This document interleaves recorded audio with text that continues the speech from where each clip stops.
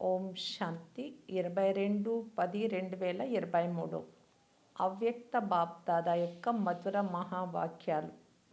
Diamond Jubilee సంవత్సరంలో విశేషంగా attention ఇచ్చి సమయము మరియు సంకల్పాల ఖజానాలను జమ చేసుకోండి. రివైజ్ 16/2/1996. ఈరోజు త్రిమూర్తి రచయిత అయిన శివబాబా పిల్లలకు 3 శుభాకాంక్షలు ఇస్తున్నారు. పిల్లలు బాబాకు శుభాకాంక్షలను ఇచ్చేందుకు వచ్చారు. దానికి రిటర్న్గా బాబా 3 శుభాకాంక్షలు ఇస్తున్నారు. 1 శివ జయంతికి, 2 డైమండ్ జూబ్లీకి, 3 వర్తమాన సమయంలో ఉమంగ్ ఉత్సాహాలతో సేవ చేసినందుకు శుభాకాంక్షలు. కనుక 3 శుభాకాంక్షలను నలువైపులా ఉన్న పిల్లలకు బాప్దాదా ఇస్తూ ఉన్నారు.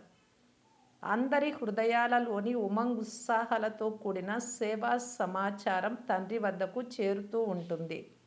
ఈ అలౌకిక జయంతి పూర్తి కల్పంలో ఇంకెప్పుడూ జరగదు. ఎందుకంటే పూర్తి కల్పంలో దేవాత్మలు కానీ, మహాత్మలు కానీ, సాధారణ ఆత్మలు కానీ ఆత్మల జయంతిని జరుపుతారు. కానీ సంగం యుగంలో శ్రేష్ఠ ఆత్మలైన మీరు ఎవరి జయంతిని జరుపుకునేందుకు వచ్చారు? మీరు పరమాత్మ జయంతిని జరుపుకునేందుకు వచ్చారు. మరియు తండ్రి అయిన పరమాత్మ పిల్లల జయంతిని జరుపుతారు. సత్య త్రేతాయుగాలలో కూడా పరమాత్మ మీ జయంతిని జరపరు మరియు మీరు పరమాత్మ జయంతిని జరుపుకోరు. కనుక మీరు ఎంత పదమా రెట్ల భాగ్యశాలి ఆత్మలు. ఇలా ఎప్పుడైనా మీ శ్రేష్ఠ భాగ్యం గురించి స్వప్నంలోనైనా ఆలోచించలేదా? కానీ ఈరోజు సాకార రూపంలో జరుపుకుంటూ ఉన్నారు కనుక సంతోషం ఉంది కదా. దేశం వారు కానీ, విదేశం వారు కానీ, మధుబనం వారు కానీ ఎవరైతే ఈ గ్రూప్లో కూర్చొని ఉన్నారో వారందరూ ఎంత భాగ్యశాలురు. లోపల ఏ పాట పాడుతూ ఉన్నారు? వాహ్ నా భాగ్యము అనే పాట పాడుతున్నారు. తండ్రి కూడా వాహ్ పిల్లల భాగ్యము అనే పాట పాడుతున్నారు. విశేషంగా సేవాధారి గ్రూప్ కూర్చొని ఉంది కదా. అన్ని వైపుల యొక్క విశేషమైన వారు కదా. కనుక మీరు విశేషమైన సేవకు విశేషమైన ప్రత్యక్ష ఫలాన్ని ప్రాప్తి చేసుకునే ఆత్మలు. తండ్రి కూడా ఇలాంటి శ్రేష్ఠ పిల్లలను చూసి హర్షితమవుతారు. పిల్లలు ఎక్కువ హర్షితమవుతున్నారా లేక తండ్రి అవుతున్నారా? ఇరువురు లేక తండ్రి ఎక్కువ అవుతున్నారా? మీరు ఎక్కువగా అవుతూ ఉన్నారు. మంచిది. ఈరోజు బాప్దాదా సేవాధారి వజ్రాల మాలను చూస్తున్నారు. మీరందరూ మాలలో ఉన్నారు కదా. మీరు తండ్రి మెడలోని మాలలో మెరిసే వజ్రంగా అయ్యారా లేక ఇంకెవరైనా ఉన్నారా? మీరేనా? ఇంకెవ్వరూ లేరా? 108 మాల అని మనుషులు అంటారు. కానీ బాప్దాదా మెడలో వజ్రాలైన మీ అందరి మాల ఎంత పెద్దదిగా ఉంది. 108 అయితే క్రింద కూర్చున్న మీరు సరిపోతారు. వెనుక ఉన్న వారు కూడా ఉన్నారు కదా. మొదట వెనుక ఉన్నవారే ఉన్నారు. చూడండి, బాప్దాదా వెనుక ఉన్న వారికి ఎక్కువ శుభాకాంక్షలు ఇస్తున్నారు. ఇది కూడా త్యాగానికి ప్రత్యక్ష ఫలం. క్రింద ఉన్న వారికి అంతకంటే ఎక్కువ శుభాకాంక్షలు. బాప్దాదా ప్రతి పుత్రునిలోనూ విశేషతలను చూస్తున్నారు. సంపూర్ణంగా అయితే అవ్వలేదు, పురుషార్థం చేస్తున్నారు. కానీ బాబా పిల్లలలో ఏ విశేషత లేనటువంటి వారు ఒక్కరు కూడా లేరు. మరొక విశేషత ఏమంటే గొప్ప గొప్ప తపస్వి మహాన్ ఆత్మలు కానీ, 16,108 జగద్గురువులు కానీ, శాస్త్రవాదులు కానీ, మహామండలేశ్వర్లు కానీ తండ్రిని తెలుసుకోలేదు. కానీ తండ్రి యొక్క పిల్లలు అందరూ తండ్రినైతే తెలుసుకున్నారు కదా. కనుక తండ్రిని తెలుసుకోవడము అనేది ఎంత గొప్ప విశేషత. హృదయపూర్వకంగా మేరా బాబా అని అంటారు కదా. నా వారు అని చెప్పి అధికారులుగా అయితే అయిపోయారు. మరి దీనిని ఏమంటారు? ఎవరైతే తండ్రిని పరిశీలించారో, గుర్తించారో. ఇలా గుర్తించడం కూడా బుద్ధి యొక్క విశేషత, పరిశీలనా శక్తి. కనుక మీ అందరి పరిశీలనా శక్తి శ్రేష్టమైనది, మంచిది. ఈరోజు విశేషంగా జరుపుకునేందుకు వచ్చారు కదా. ఈరోజు జరుపుకునే రోజా లేక ఈరోజు కూడా వినే రోజా? వినాలి కూడానా? మంచిది.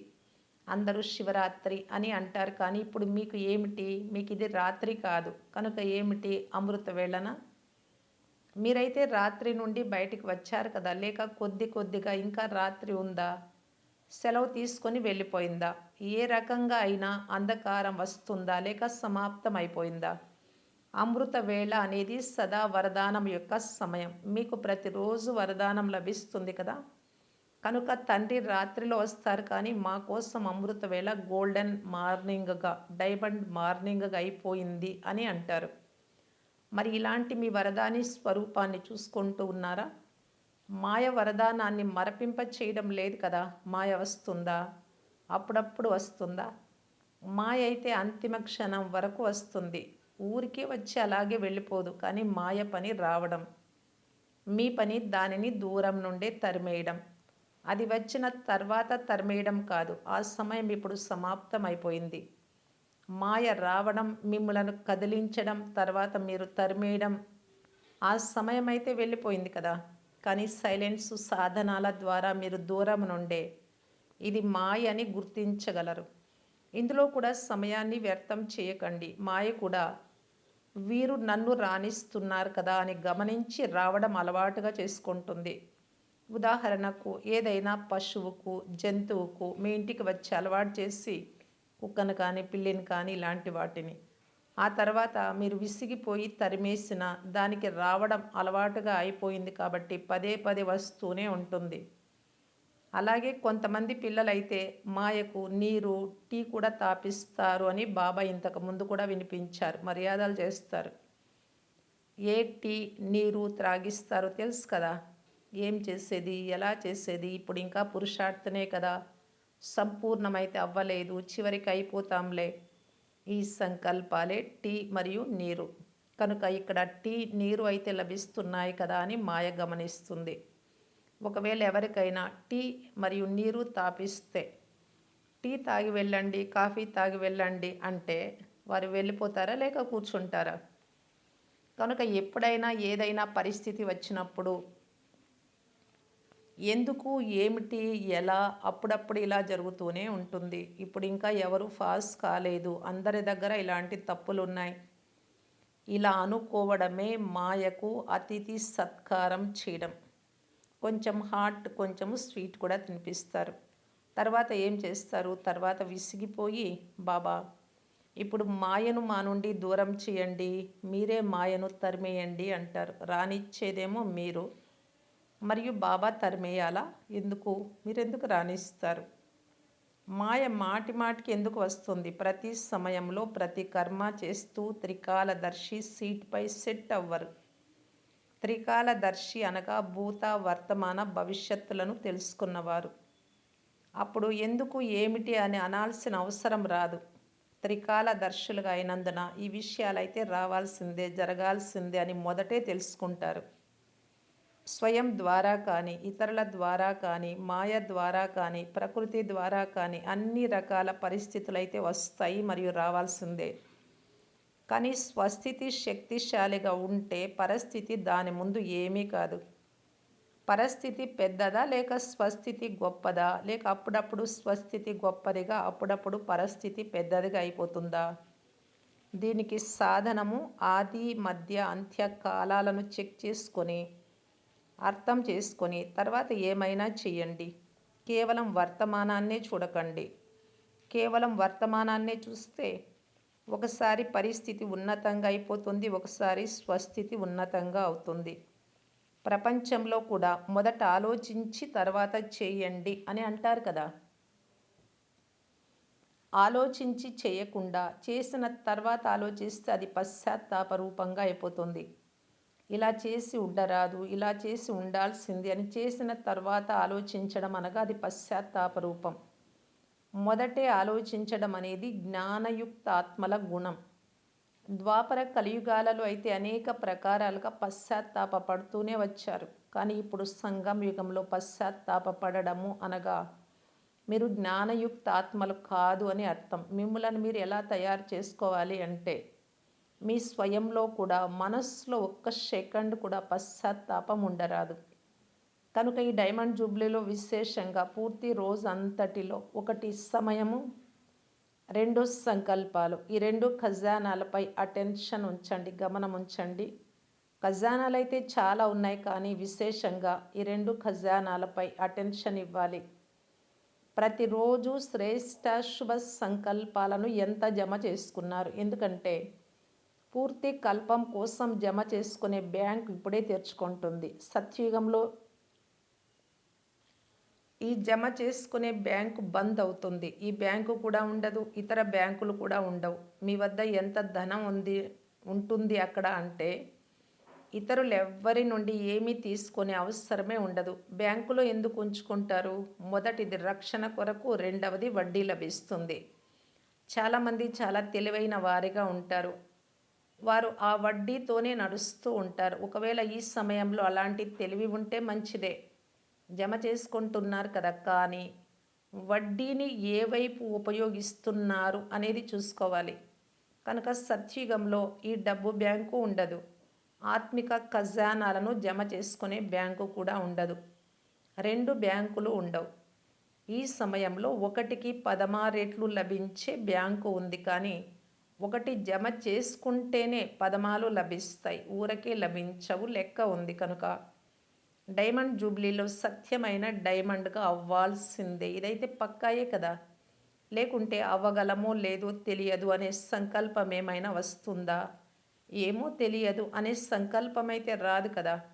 ఏమి జరిగినా, త్యాగం చేయాల్సి వచ్చినా, తపస్సు చేయాల్సి వచ్చినా, నిరహంకారిగా అవ్వాల్సి వచ్చినా, ఇంకేం జరిగినా తప్పకుండా తయారవ్వాలి. అవుతారా? చెప్పండి. అవుతారా? అవ్వరా? చూసుకోండి. హాజీ అని చెప్పడం అయితే చాలా సులభం. అలా తయారవ్వడంలో అటెన్షన్ ఇవ్వాల్సి వస్తుంది. మొట్టమొదట నేను అనే మాటను త్యాగం చేయాలి. ఈ నేను అనే శబ్దం చాలా పురాతనమైనది, కానీ ఈ రోజుల్లో ఇది చాలా రాయల్ రూపంగా అయిపోయింది. భాషలో కూడా నేను అనే శబ్దం సమాప్తమైపోయి బాబా బాబా అనేది రావాలి. సాధారణ విషయాన్ని చెప్పడంలో కూడా నేను యోగ్యుడిని కదా, కనుక సౌకర్యాలు లేక సేవ కూడా ప్రమాణంగానే లభించాలి అని అంటారు. నేను యోగ్యుడిని, యోగ్యురాలిని, నేను చేస్తాను అని అనడం కరెక్టేనా? చేసేది మీరే కదా, మరి నేను చేస్తాను అని ఎందుకు అనరాదు? నేను రైట్, నేను రాంగ్, నేను చేస్తాను అని చెప్పడంలో నేను అనేది వస్తుంది కదా. మీరు చేయడం లేదా? బాబా చేస్తారా? బాబా చేయించేవారు, కానీ చేసేది మీరే కదా. మరి నేను అని అనడం రాంగ్ ఎలా అవుతుంది? ఎప్పుడైతే మీరు నేను అనే శబ్దాన్ని ప్రయోగిస్తారో వాస్తవానికి నేను అనే శబ్దం దేనికి వర్తిస్తుంది? ఆత్మకా లేక శరీరానికా? నేనెవరు? ఆత్మ కదా, శరీరం అయితే కాదు కదా. కనుక ఒకవేళ ఆత్మ అభిమానిగా అయ్యి నేను ఆత్మను అనే స్మృతిలో నేను అనే శబ్దాన్ని ఉపయోగిస్తే అది కరెక్ట్, కానీ నేను అనే శబ్దాన్ని దేహ అభిమాన రూపంలో ఉపయోగిస్తే అది రాంగ్ అవుతుంది. పూర్తి రోజంతటిలో నేను అనేది చాలాసార్లు వస్తుంది మరియు రావాల్సిందే. కనుక నేను అని అన్నప్పుడంతా నేనెవరు అని అభ్యాసం చేయండి. వాస్తవానికి నేను అని అంటేనే ఆత్మ, శరీరాన్ని నాది అని అంటారు. కనుక ఒకవేళ ఆత్మ అభిమానిగా అయ్యి నేను అని అన్నారు అంటే ఆత్మకు తండ్రి స్మృతి స్వతహాగానే ఉంటుంది, చెప్పాల్సిన అవసరం కూడా ఉండదు. నేను ఆత్మను అనే అభ్యాసాన్ని అలవాటుగా చేసుకోండి. ఉదాహరణకు నేను అని అన్నప్పుడు మీ నామరూపాలు స్మృతిలోకి వచ్చే ఉల్టా అభ్యాసం న్యాచురల్గా అయిపోయింది కదా. నేను ఎవరు అని అన్నప్పుడు నేను ఫలానా అని సహజంగా గుర్తుకొస్తుంది కదా, ఆలోచించాల్సి పడదు. కనుక నేను అనే శబ్దాన్ని ఉల్టా భావముతో ఉపయోగించినప్పుడే రిజల్టులో శ్రమ ఎక్కువ, ఫలితం తక్కువగా ఉంటుంది. చాలామంది పిల్లలు మేమైతే చాలా సేవ చేస్తాము, చాలా శ్రమ చేస్తాము, కానీ అంత ప్రాప్తి లభించదు అని అంటారు. దీనికి కారణం ఏమిటి? వరదానం అందరికీ ఒక్కటే. 60 సంవత్సరాల వారికి మరియు 1 నెల వారికి కూడా ఒకే వరదానము, ఖజానాలు అందరికీ ఒకేలాగా లభిస్తాయి. తండ్రి పాలన అందరికీ ఒకేలాగా లభిస్తోంది. దినచర్య, మర్యాదలు అందరికీ ఒకేలాగా ఉన్నాయి. వేరువేరుగా అయితే లేవు కదా. విదేశీయుల మర్యాదలు వేరుగా, భారతవాసుల మర్యాదలు వేరుగా అయితే లేవు కదా. కొద్దిగా తేడా ఉందా లేదా? మరి అన్నీ ఒకే విధంగా ఉన్నప్పుడు కొందరికి సఫలత లభిస్తుంది, కొందరికి తక్కువ లభిస్తుంది. ఇలా ఎందుకు? కారణం ఏమిటి? తండ్రి తక్కువ సహయోగం ఏమైనా ఇస్తున్నారా? కొందరికి ఎక్కువ సహాయం చేసి కొందరికి తక్కువగా చేస్తున్నారా? అలా చేయరు కదా! మరెందుకు జరుగుతుంది? దీని అర్థం ఏమిటి? మీ పొరపాటు వల్ల జరుగుతుంది. దేహ అభిమానం యొక్క నేను అనేది వచ్చేస్తుంది.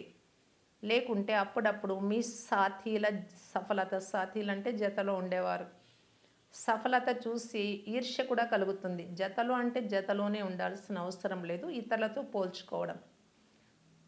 దాని వలన ఈర్ష్య వస్తుంది. ఈర్ష్య కారణంగా మనస్ఫూర్తిగా చేయాల్సిన సేవను బుద్ధితో చేస్తారు కానీ మనస్ఫూర్తిగా చేయరు. అయితే మనస్ఫూర్తిగా చేసిన సేవకే ఫలితం లభిస్తుంది. చాలాసార్లు పిల్లలు బుద్ధిని ఉపయోగిస్తారు కానీ మనస్సు మరియు బుద్ధి రెండింటిని ఉపయోగించి చెయ్యరు. లభించిన బుద్ధిని కార్యంలో ఉపయోగించడం మంచిదే కానీ కేవలం బుద్ధిని మాత్రమే ఉపయోగించరాదు. ఎవరైతే మనస్ఫూర్తిగా చేస్తారో వారి మనసులో తండ్రి స్మృతి కూడా సదా ఉంటుంది. కేవలం బుద్ధితో మాత్రమే చేశారు అంటే కొంత సమయం వరకు బుద్ధిలో స్మృతి ఉంటుంది. అవును, చేయించేవారు బాబాయే అని అనుకుంటారు. కొంత సమయం తర్వాత మళ్ళీ అదే నేను అనే భావం వచ్చేస్తుంది.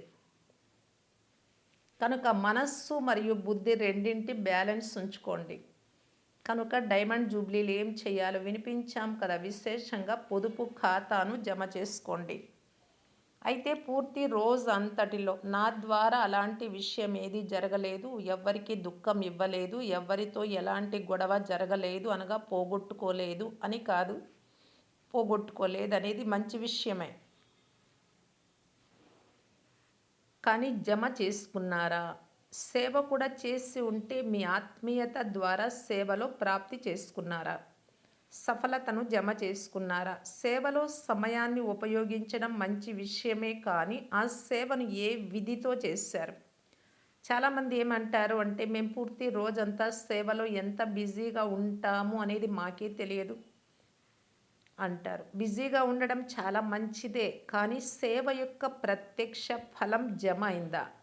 లేక కేవలం ఒట్టి శ్రమ మాత్రమే చేశారా? సేవలో 8 గంటల సమయాన్ని ఉపయోగించారు కానీ ఆ 8 గంటలు సేవలో జమ అయ్యాయా? సమయము జమ అయిందా? లేక సగమయ్యి జమ, మిగతా సగం పరిగెత్తడంలో ఆలోచించడంలో వెళ్ళిపోయిందా? శ్రేష్ఠ సంకల్పాలు, శుభ భావన, శుభ కామనల సంకల్పాలైతే జమ అవుతాయి. కనుక పూర్తి రోజు అంతటిలో జమా ఖాతాను నోట్ చేసుకోండి. ఎప్పుడైతే జమా ఖాతా పెరుగుతూ ఉంటుందో అప్పుడు స్వతహాగానే డైమండ్గా అయిపోతారు. ఇప్పుడు కూడా సమయము మరియు సంకల్పాలు మంచిలోనూ జమ అవ్వడం లేదు, చెడులోనూ జమ అవ్వడం లేదు. చెడులో జమ అవ్వలేదు అంటే రక్షింపబడినట్లే కానీ మంచిలో జమ అయ్యాయా? అర్థమైందా? సమయాన్ని, సంకల్పాలను పొదుపు చేయండి. ఇప్పుడు ఎంతగా పొదుపు చేస్తారో, జమ చేసుకుంటారో పూర్తి కల్పమంతా దాని అనుసారంగానే రాజ్యం కూడా చేస్తారు మరియు ద్వాపరయుగం నుండి పూజ్యులుగా కూడా అవుతారు. భలే, ద్వాపరయుగం నుండి మీరు సాకార రూపంలో క్రిందకి దిగి కళలోకి వస్తారు. క్రిందకి దిగే కళలోకి అంటే రజోగుణంలోకి వస్తాం. మీరు జమ చేసుకున్న ఖాతా మీ జడ చిత్రాల పూజ చేయిస్తుంది. కనుక అందరూ నోట్ చేసుకుంటే ఎంత సమయం వ్యర్థంగా లేక సాధారణంగా వెళ్తోంది అనేది తెలిసిపోతుంది. సాధారణ సంకల్పాలు ఎన్ని చేస్తున్నాము అని కూడా నోట్ చేసుకోండి. కానీ ఒక విషయంపై అటెన్షన్ ఉంచుకోండి. ఒకవేళ ఈరోజు మీ జమ ఖాతా చాలా తక్కువగా అయింది అనుకోండి. అలా తక్కువగా ఉండడం చూసుకొని నిరాశ చెందకండి. ఇప్పుడు కూడా మాకు జమ చేసుకునే అవకాశం ఉంది అని భావించండి. స్వయాన్ని ఉమంగ్ ఉత్సాహాల్లోకి తెచ్చుకోండి. మీతో మీరు పోటీ పడండి, ఇతరులతో పోటీ పడకండి. ఈరోజు ఒకవేళ 8 గంటలే జమ అయితే రేపు 10 గంటలు అవ్వాలి అని మీతో మీరు పోటీ పడండి. నిరాశ చెందరాదు. ఎందుకంటే ఇప్పుడు ఇంకా జమ చేసుకునేందుకు సమయం ఉంది. ఇప్పుడు ఇంకా టూ లేట్, బోరుడు పడలేదు. ఈ మురళి బాబా ఫిబ్రవరి 1996లో చెప్పారు. ఇప్పుడు ఇంకా జమ చేసుకునేందుకు సమయం ఉంది, టూ లేట్, బోర్డు పడలేదు అని.